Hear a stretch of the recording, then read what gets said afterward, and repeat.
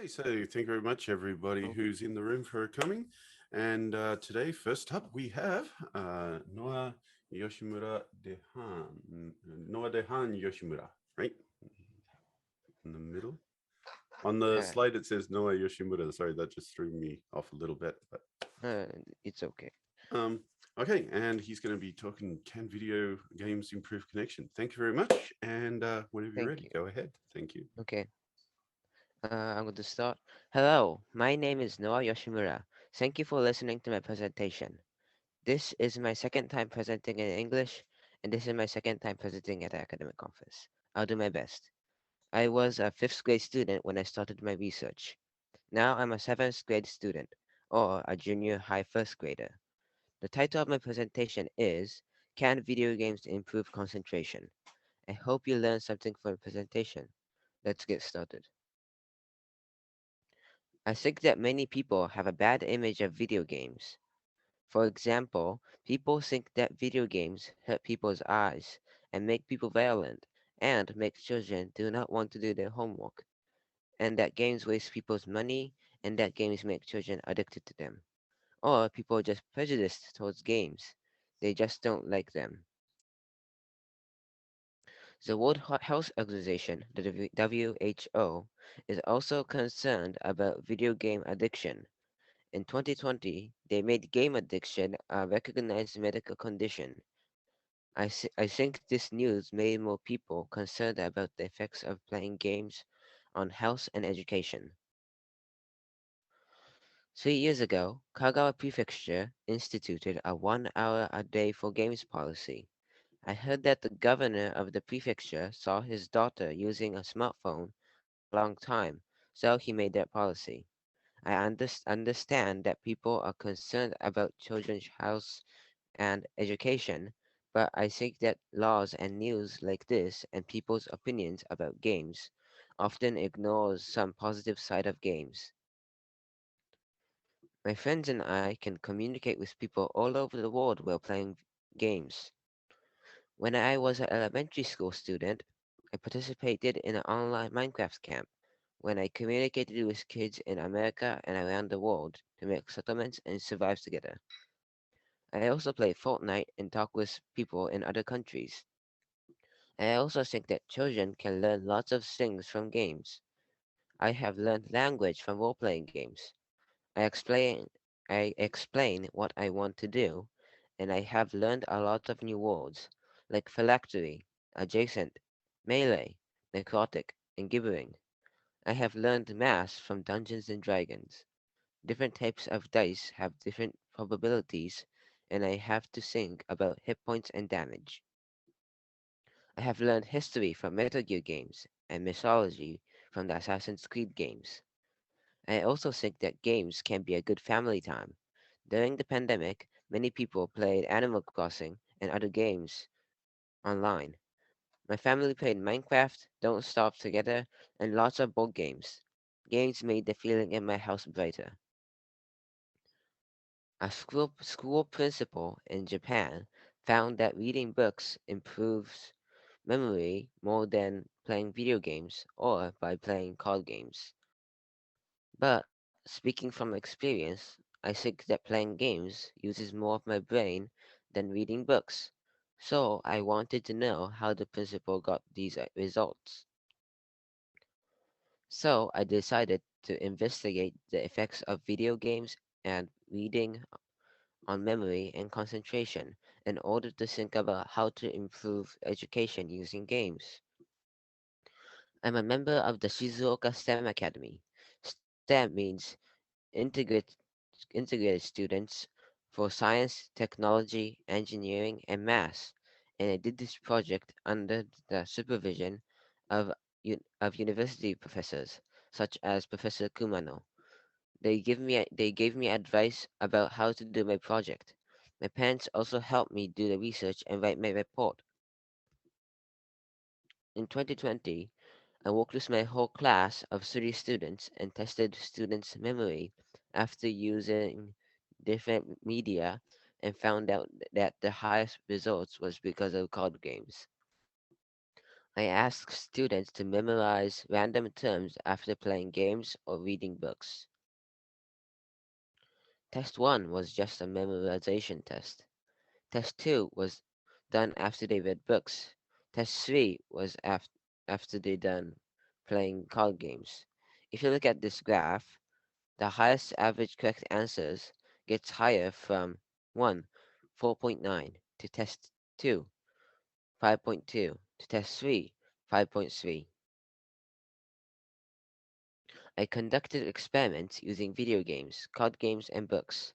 For video games, I used Super Smash Bros. Brawl and Speedrunners. Both are quick multiplayer action games. For card games, I use Hanima Odoru and Dead Last and Historica. Hanima Odoru and Dead Last are hidden role games. Historica is a human invention game. For books, I told participants to bring their favorite books. There were so many types of books. Participants read manga, novels, and even dictionaries. In the summer of 2020 and the fall of 2021, I conducted experiments using video games, card games, and books. For video games, I used Super Smash Bros. Brawl and Speedrunners. Both are quick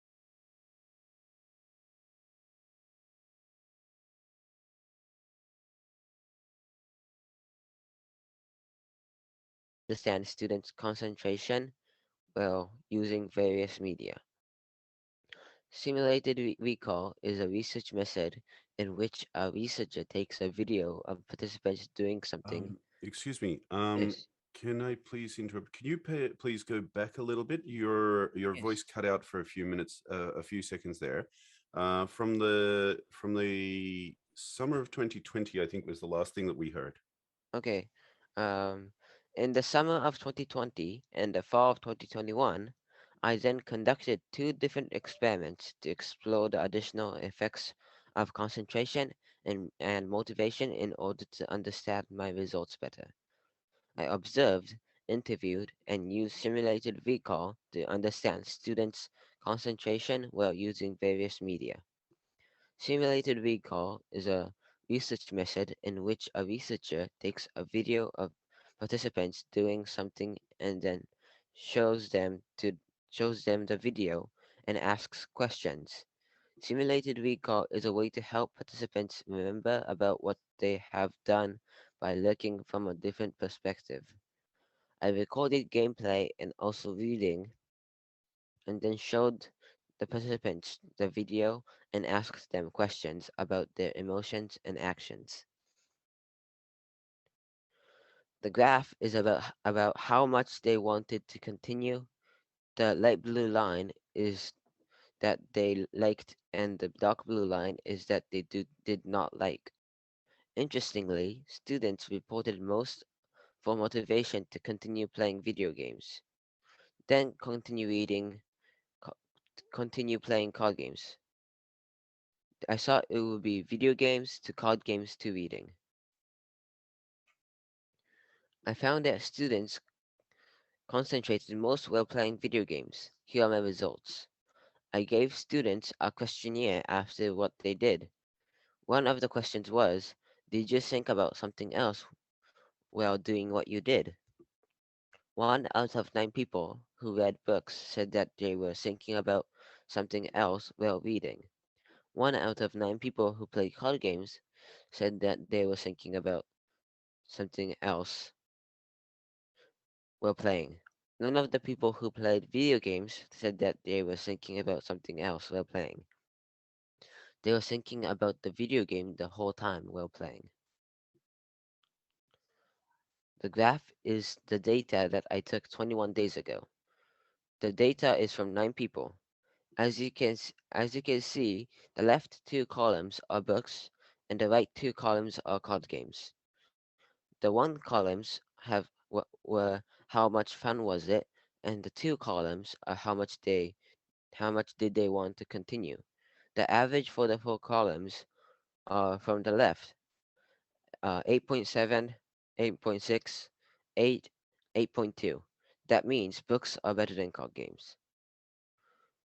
Those were the results of my projects. I know that my project is limited, but I'm very interested in games and education and media. I will continue to do my research. I don't want teachers and parents to make decisions based on prejudice or ignorance. They should know how children actually use games and books and media. Based on the data I collected and my thoughts about games and books and media and education, I will give my top 5 tips for effective language teaching and learning with video games, called card games and books. I believe that you'll be able to use my experience and my tips to help your students or your children learn better. So here it goes. Tip 1. When you teach, do not push students to do stuff. If you push students to do one thing, their motivation gets lower. But if you give students several options and let them choose what they want to do, then they will have more motivation and more concentration, and that should do better. This part is something called self-determination theory. It is related to students' control, skills, and concentration to others, which I think is a good way to teach a class or to be a parent. Tip 2 is listen to the students' ideas. When you listen to students' ideas, then the students feel good that their teacher listens to them, and students will get more motivated and may get better ideas. When I did my research, I needed to listen to all of the participants' ideas and what they thought about my research.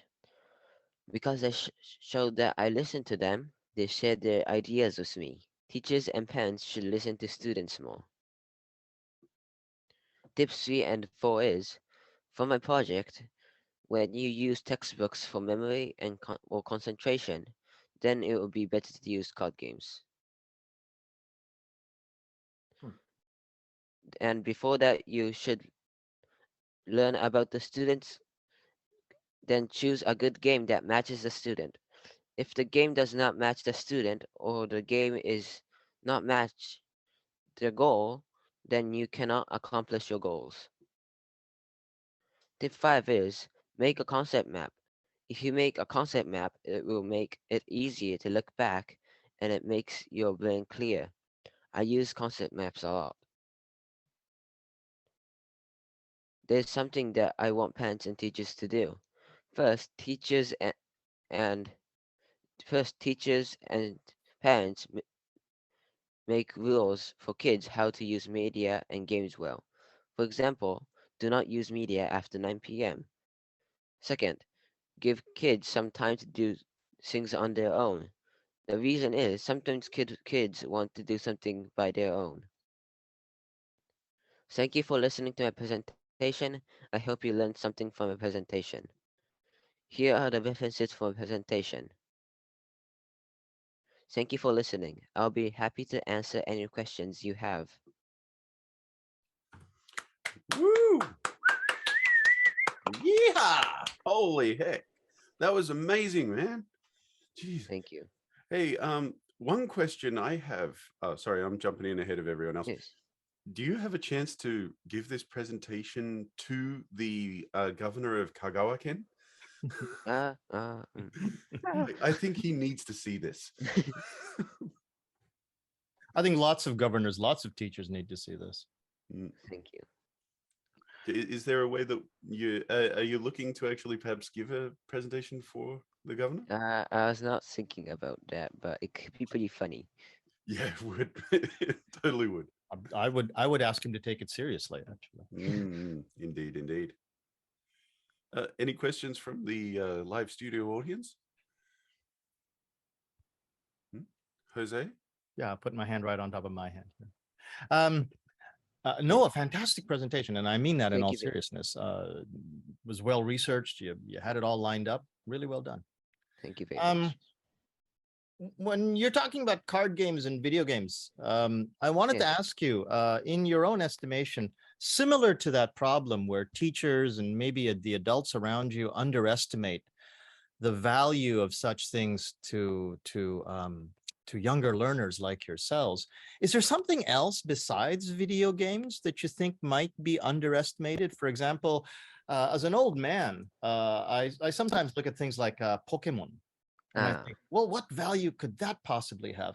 Do you think that there were other things that perhaps old teachers or old men like me should know actually seem to have value to you, or you think that we shouldn't underestimate activities like video games? Any other activities like that that you think we should think? I don't know if you've seen something like it, but maybe if you go to the beach, like a kid is making a sand castle very next to the ocean, like, and every time the waves come, it just washes away. But like some people think like, why are you doing that? Or like, if you want to make a sandcastle, put it a little bit more back, but back from like far away from the waves. But for kids, maybe like I never talked to what they were doing, but I have like sometimes I have the same idea, but like that mean for them that means sense. Like I just want to make a sandcastle and see the waves take it away, or like I just want to step on it, or so. So yeah, those kind of the like scenes, like the things that seem with no potential, because but within the kid's brain, it could have potential, or like for the thing that they were thinking, it could be a little bit different. Thank you very much. Again, Thank excellent presentation. I'm most impressed. Thank you very much.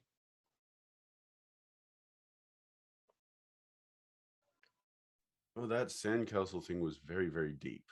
So that's awesome. Alex has got her hand up, and also though I think Erin, I think beat you to it. She's got a question in the chat.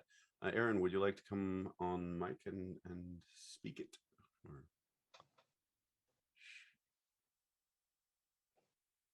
Or can't at the moment. Okay, so I'll just read it out then.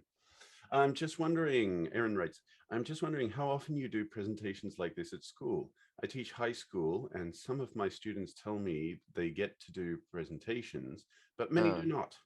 Do they teach you how to do presentations at school, or have you learned more about it somewhere else? Thank you. You can help me understand my students' previous experiences more. I did my presentation once when I was junior high school, and one time when I was elementary school. And I didn't really uh my first time when I did my presentation was, I just said, but the Shizuoka STEM Academy. Like every in a year, I have two times to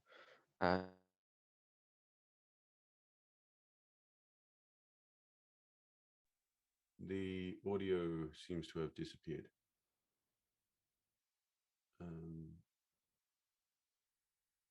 Oh, just me. Can you hear us, Noah? Give us a thumbs up if you can hear us. I think we're probably frozen on his screen right now. No, it's moving. Okay, can you hear us? Yes, I can hear it. Good, we can hear you. Your audio cut out there for about 10 seconds. So your answer to Adam's or story to Aaron, Dr. Noxon's question about presentations at school. Yeah, I don't. Yeah, I didn't learn how to presentate at school. But like when I was an elementary school student, sometimes we needed to like talk in front of the whole class.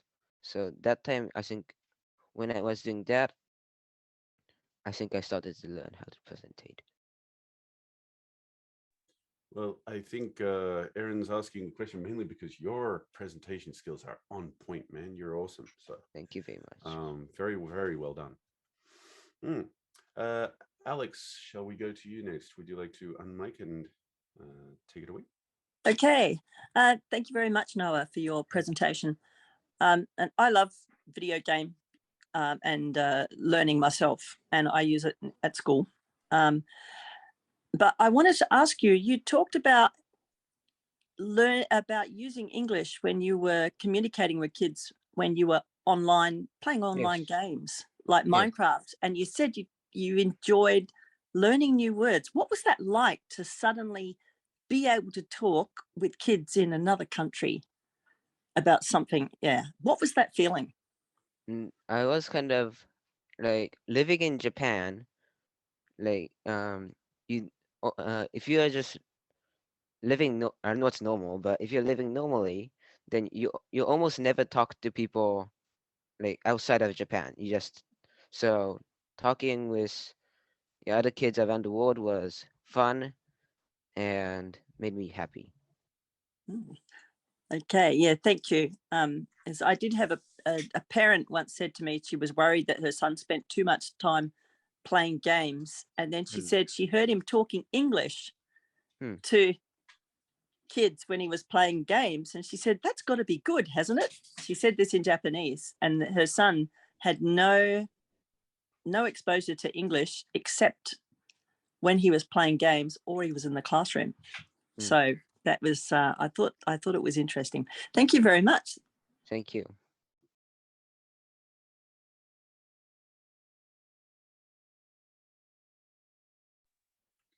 Okay. Oh, and Namiko Tsuruta-san has just put up her hand, so take it away. Hi, Jonathan. Thank you so much again for your presentation. I wanted to ask you, I know that schools in Japan, they have this period where they have students do tankyu, which is similar to what you were doing with your presentation. How often do you think that kids would want to do such kind of learning at school? Do you think that tankyu would cover the basis for everything, all knowledge, all skills? It could be Should we do it? Yeah.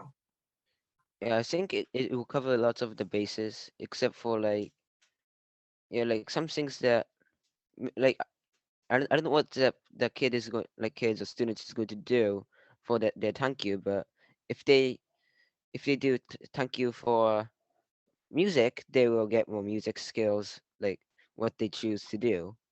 And yeah, and about how many times they should do it thank you could be, they could make a big thank you for once a year, or like medium thank yous for like 2 times a year. Or I think that's could be a good. Yeah. And then, Jonathan, you mentioned that this is, probably your second or third time presenting in public, of course, online. How do you feel now doing this, not for the first time, but having done it a couple times now? Do you feel more comfortable, or does it, Yes, is a it coming out? little bit more. Yeah. Yeah. Yeah, it's wonderful. I mean, this is the perfect example of what kids can really do, in L1 or L2. So thank you so much. Thank you. We should change. Yeah. Okay. change. Noah, thank you. They say thank you. Round of applause. Round of applause.